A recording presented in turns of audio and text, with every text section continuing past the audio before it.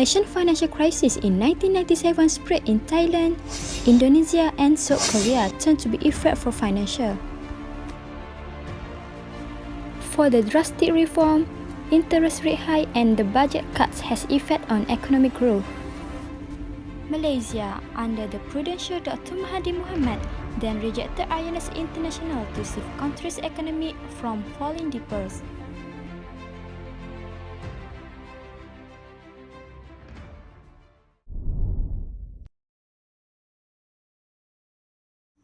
Hi, Assalamualaikum. Before we start our presentation, I would like to introduce my group members. First of all, let me introduce myself. My name is Siti Nur Atika binti Muhammad. Assalamualaikum. My name is Rus Nabilah binti Ghazali. Hi, Assalamualaikum. My name is Nuriana Atika binti Jamal Muhammad. Hello and greetings to everyone. My name is Ahmad Putra Mukris bin Ahmad Fansuri. Assalamualaikum warahmatullahi wabarakatuh. My name is Zuzikri bin Muhammad Zulkifli.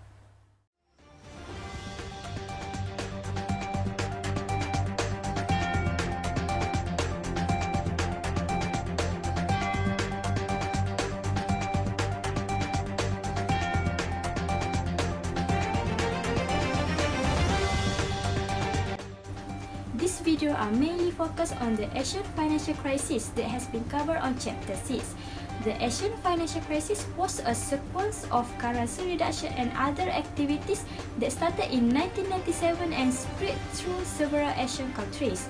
From this study, there were two assumptions that could explain of the causes of the Asian economies, currency and financial crisis of 1997 to 1998. Firstly, unexpected shift in marketplace expectancy and self-belief has been the importantest reaspect of the preliminary economic turmoil. Secondly, recession prompted the forex and economic disaster in 1997 and unfold via numerous actions of a protected Indonesia, Thailand, Singapore, Malaysia, Philippines and South Korea. The Asian economic disaster first fell in Thailand, after which unfold unexpected the local economies. Okay, next I will pass to Liana to explain the roots of Asian crisis.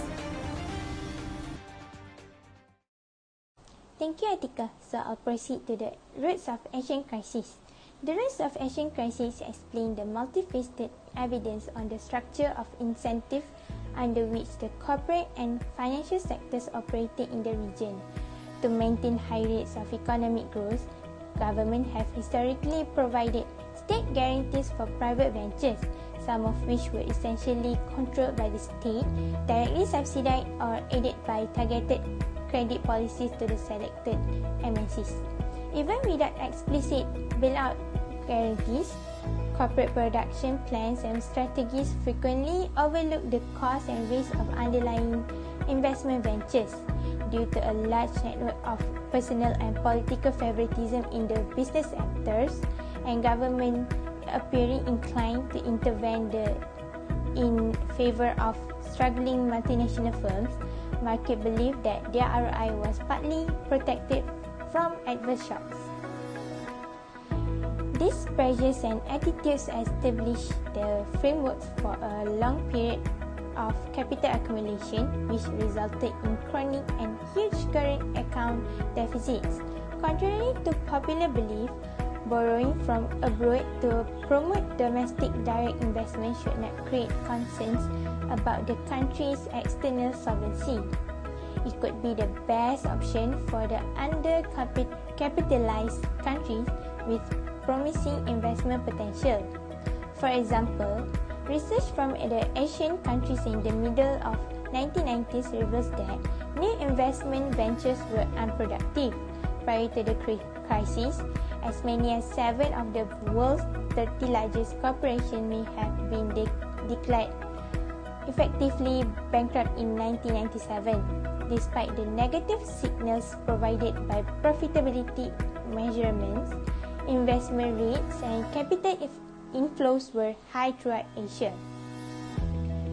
This was due in part to a drop in interest rates in developed countries such as Korea and Japan, which cut the cost of capital for MNCs and promoted significant financial flows into Asian countries.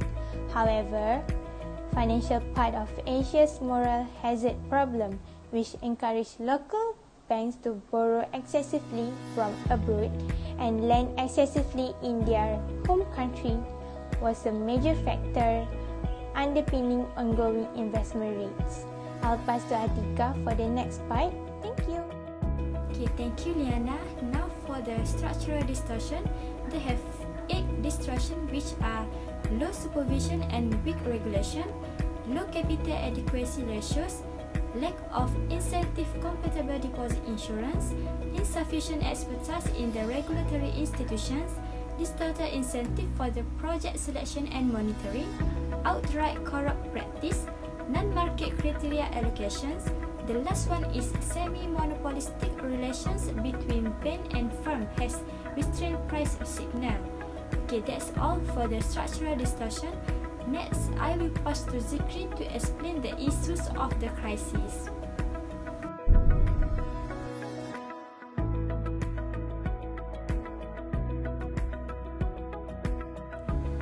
International and domestic financial interests feared that the Thai baht currency rate will not be able to maintain its present level due to a widening current account deficit and huge inflation rate disparities at the time of its demise in June 1997. It was on this date in 1997 that Thailand government finally decided to terminate the baht peg after months of intense public pressure and after its central bank had failed to do so despite spending over $26 billion to do so. Against the dollar, Thai baht fell by 50% in the following day, and the domestic asset market swiftly followed suit. At the same time, currency devaluation were occurring in neighboring economies like Indonesia, Malaysia, and the Philippines, all of which were influenced by the same macroeconomic trends.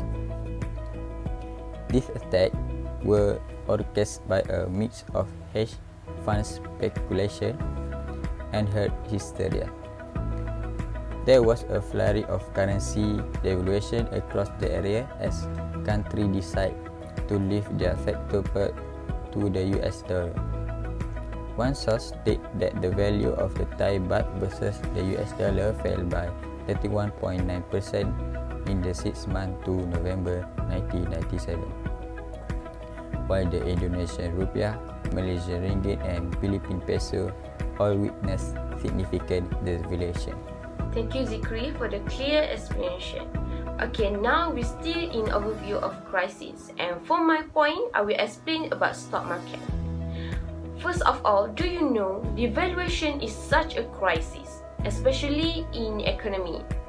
And because of we talk about Asian economy, I will explain based on overview for Asian economies. Okay. Back to my question. Do you know that devaluation is such a crisis? Yes, exactly. In stock market, devaluation is one of the main reasons for crisis in Asian economy.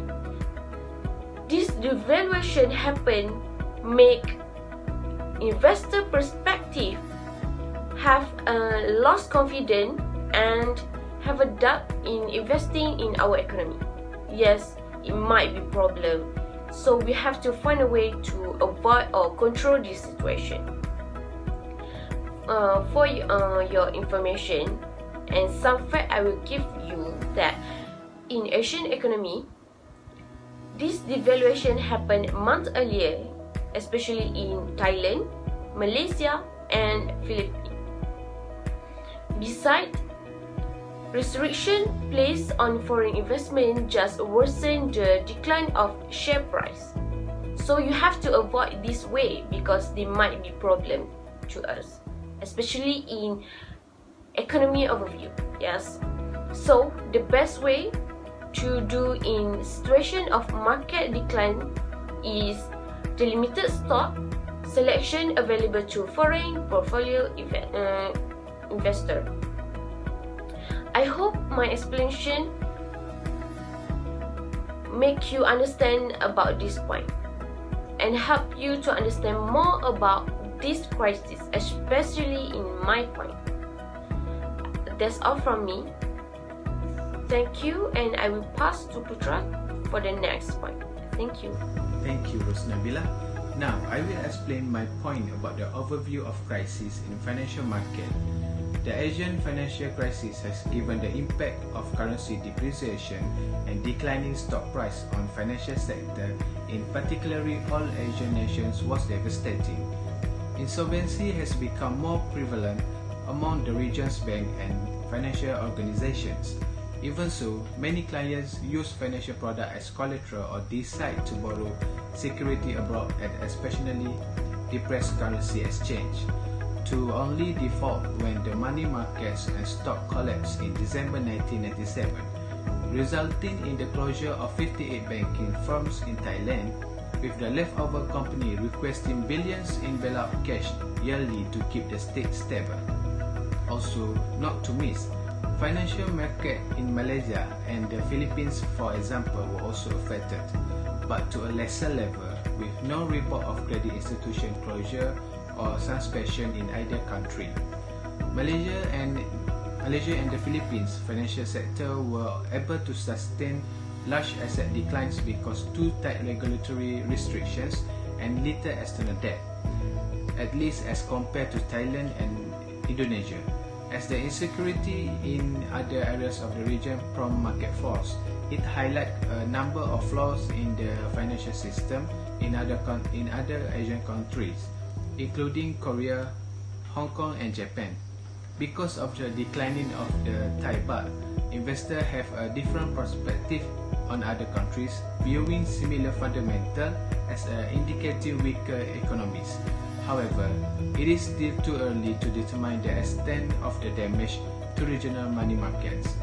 Several banks and financial businesses are still inside the process of establishing the health of their balance sheet due to poor disclosure and auditing provisions, as well as arcane industrial holding laws in some nations. And that's all from me. Now I will pass to Atika to talk about the financial challenge on Asian crisis.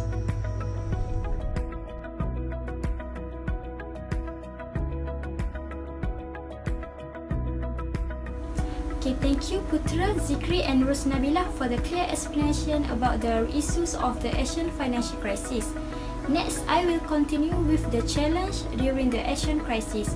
In this case, they have several challenges that has been passed during the Asian financial crisis, which are declining of country's economy, political economy, and the last one is loss of international investors.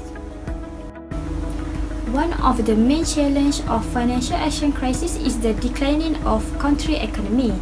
By declining the investment rates, it will affect the price of stock and decreasing of an assets. Furthermore, it will also have a negative impact in our country's GDP.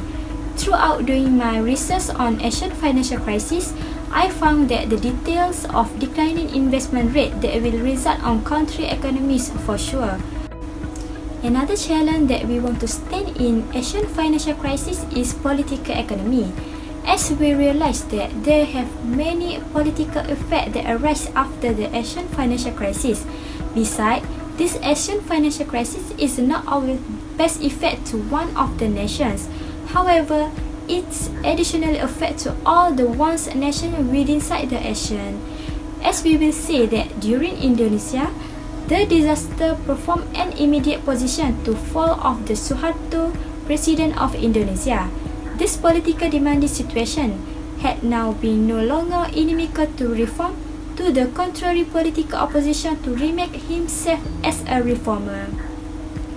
Despite the very crucial variations throughout, those nations also are seen within the political fallout from the disaster, inclusive of the within the nature of the political opposition. Okay, the final challenge is loss of international investors. In this economic policy, is the not most effective effect to Asian country. However, it's additionally affect to the overseas traders. In next month, Thailand currency fairness and asset market weakened in addition as its problem developed right into a dual balance of price and banking crisis. Malaysia, Philippines and Indonesia additionally allowed their currency to weaken significantly within sight the face of marketplace pressure, with Indonesia progressively falling right into multifaceted economic crisis. Other than that, the overseas trader might be much less organized and much less interest in making an investment or lending into the growing countries. In fact, the oil fee is dropped throughout this crisis. Okay, I think that's all for the challenge during the Asian crisis. Next, I will continue to Putra to explain the strategies to overcome the crisis.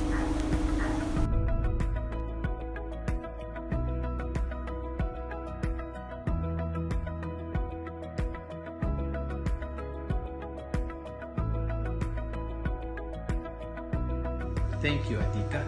And now for my point about the strategies to overcome on Asian financial crisis is by doing an appropriate strategy. There are several types of appropriate strategies that I include in this Asian financial crisis, which is for the first strategy monetary policy. Monetary policy need to be strong enough to oppose extreme currency crisis, which has negative effects not only for domestic inflation but also for the balance sheet items of local financial institutions and businesses with large foreign currency exposures.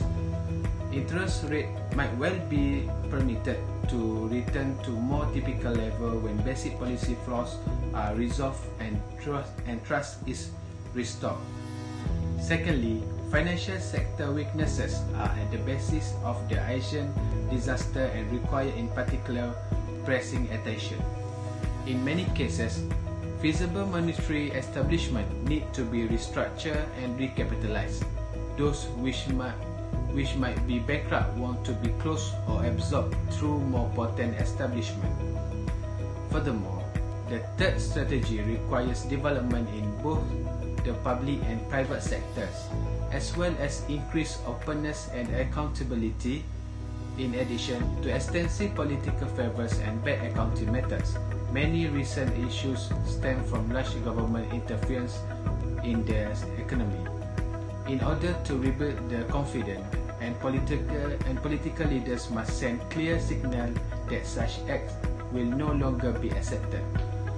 Finally, fiscal regulation should be aware of the reduction of the country's dependence on external financial savings and take into account the restructuring expenditure for the recapitalization of the banking system. And that's all from me. And for the next point, I will pass to Liana. Thank you, Putra. Now I'll proceed to the second strategy, which is prospect recovery. Every country affected by the financial turmoil has seen a major fall in investment and consumption, which has coincided with a rapid improvement in countries' international trade positions. According to the World Bank, the aggregate current account of Indonesia, Malaysia, Korea, Philippines and Thailand is forecast to be 20 billion in surplus in 1998 compared to the deficits of 27 billion in 1997 and 54 billion in 1996. While the fast improvement in the external situation will help to offset decreases in domestic demand, output in Indonesia and Korea is anticipated to halt, with output in Thailand expected to fall somewhat. There has already been considerable recovery in the currency and stock markets as the necessary policies are implemented and foreign impositions improve. Confidence should rise further in 1998. With this in place, the economy will enjoy a minor rebound in 1998, followed by a large recovery by the end of the decade. Although many other countries followed Argentina and Mexico's lead in responding to the Tequila crisis of 1994 to 1995 in a similar manner, the lesson learned shows that if policymakers are willing to address the root causes of a financial crisis, economy recovery is likely to begin within a year or so of the crisis peak. According to the East Asian economies, the severity and magnitude of the financial sector's crisis, combined with the presence of other structural weaknesses in respective countries, means that necessary corrective measures will take longer to implement than in crises revolve primarily through macroeconomic adjustment.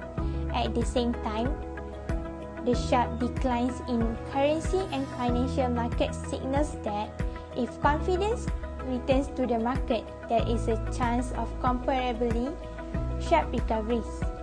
I'll pass to Zikri for the next part. Thank you. Authority and financial market are ostensibly focused on figuring out how to identify the root cause of crises and prevent them from occurring. It is, of fact, impossible to accurately forecast calamities. Furthermore, early warning signals may not be available for crises resulting from pure contingent effect. As these crises develop from unforeseen market reaction, even if a financial crisis does not materialize, it is possible to detect the type of loss that often render the economy prone to them. Identifying and addressing vulnerability before a crisis occurs is a critical challenge for future government. Early detection and right interpretation of warning signal for all types of crises may be impossible, but proactive measures have been prevented many potential grave crises in the past. The exchange rate system of some countries may need to be changed. Many countries have benefited from the use of currency perks and currency unions to stabilize their economies.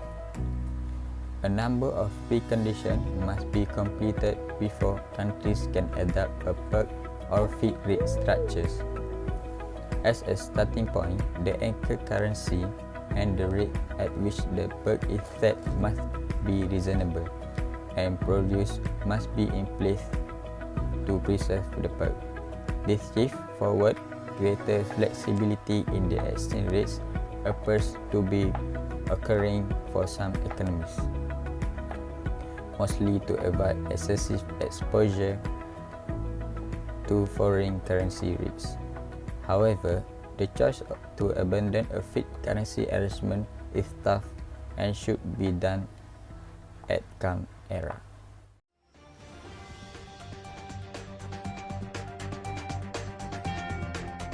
Thank you, Zikri. Okay, the conclusion for this presentation that we can conclude is it is very important for us to know about Asian crisis economy because it can help us to understand more about structure distortion, financial markets, financial weakness, and what the strategy to overcome this crisis. And the most important, we will understand more about work of an economy. I hope me and my group's presentation are all clear and make you understand more about what this presentation focus on. We give our best to make you understand about what we talk about, and we hope you love and enjoy with our presentation. Thank you so much for your time. I'm Rose Nabila binti Ghazali, and Assalamualaikum.